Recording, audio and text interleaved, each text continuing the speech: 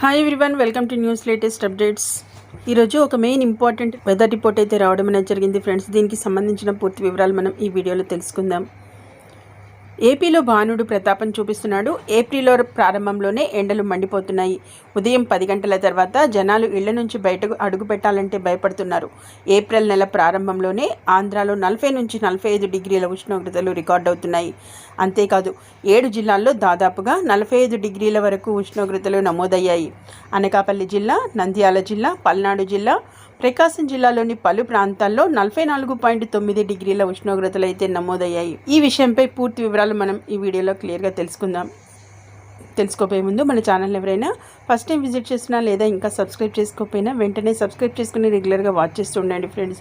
ఎందుకంటే ఎప్పటికప్పుడు new latest updates అనేవి మన ఛానల్లో పోస్ట్ చేయడం అనేది జరుగుతుంది. అవన్నీ మిస్ అవ్వకుండా ఉండాలంటే ఛానల్ని సబ్స్క్రైబ్ చేసుకోవడంతో పాటు పక్కన ఉన్న బెల్ ఐకాన్ని ట్యాప్ చేసి అందులోని ఆల్ అనే ఆప్షన్ని యాక్టివేట్ చేసుకోండి. వీడియోని ఇంకా లైక్ చేయకపోతే వెంటనే లైక్ చేసి మన ఛానల్ని సపోర్ట్ చేయండి ఫ్రెండ్స్. ఏపీలో ఎండలు మండిపోతుండగా వేడిగాలులు వీయడంతో పరిస్థితి మారిపోయింది. ఆదివారం ఉదయం నుంచి సాయంత్రం వరకు నెలకొన్న ఎండ ప్రభావంతో రాత్రి వాతావరణం వేడిగా కొనసాగింది. పగటి ఉష్ణోగ్రతల్లో రికార్డు స్థాయి నమోదైంది.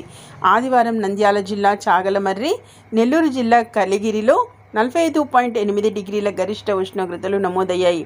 కడప జిల్లా కాజీపేట, సింహాద్రిపురంలో 45.6, బాపట్ల జిల్లా జే పంగులూరులో 45.5, కర్నూలు జిల్లా ఆలూరు, ప్రకాశం జిల్లా బోట్లగూడూరులో 45.4, పల్నాడు జిల్లా విజయపురిలో 45.2 డిగ్రీలు నమోదైనట్లు రాష్ట్ర విపత్తుల నిర్వహణ సంస్థ ఐఎండీ తెలిపింది. ఇవాళ అల్లూరి జిల్లా చింతూరు, కూనవరం మండలాల్లో తీవ్ర వడగాల్పులు, అలాగే 93 మండలాల్లో వడగాల్పులు వీచే అవకాశం ఉన్నట్లు కూడా మనకి ఏపీఎస్డిఎంఏ ఎండి రోణంకి కూర్మనాథ్ అయితే మనకి తెలియజేయడం అనేది జరిగింది.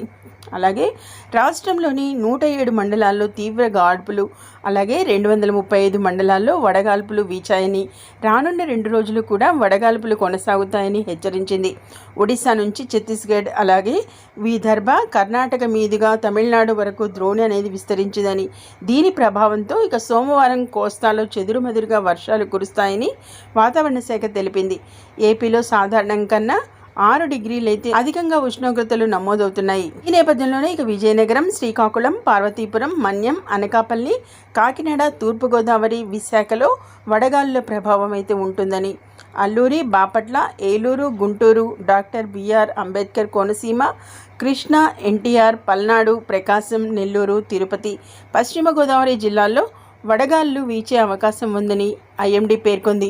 ప్రజలు అప్రమత్తంగా ఉండాలని ఐఎండీ సూచించింది. మరో 2 రోజుల్లో ఉత్తర కోస్తా, రాయలసీమలోని కొన్ని ప్రాంతాల్లో పిడుగులు కూడా పడే అవకాశం ఉందని ఐఎండీ తెలిపింది. ఫ్రెండ్స్, చూశారు కదా, ఇక ఇది మనకి లేటెస్ట్గా వచ్చిన వెదర్ రిపోర్ట్ అనమాట. ఎండల ఉష్ణోగ్రతలు అయితే రికార్డు స్థాయిలో అయితే నమోదవుతున్నాయి. ఈ నేపథ్యంలో ఉదయం 10 గంటల తర్వాత అయితే జనాలు బయటకు వెళ్ళడానికి అయితే జంకుతున్నారు.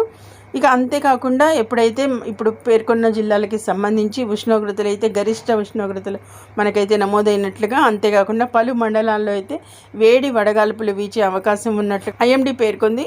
అలాగే మరో 2 రోజులు, రానున్న 2 రోజుల్లో కూడా వడగాల్పులు కొనసాగుతాయని అయితే ప్రజలకి హెచ్చరించడం అనేది జరిగింది. ఈ నేపథ్యంలో ప్రజలైతే తగు జాగ్రత్తలు తీసుకొని ఇంటి పట్టునే ఉండాలన్నట్లుగా కూడా హెచ్చరించింది.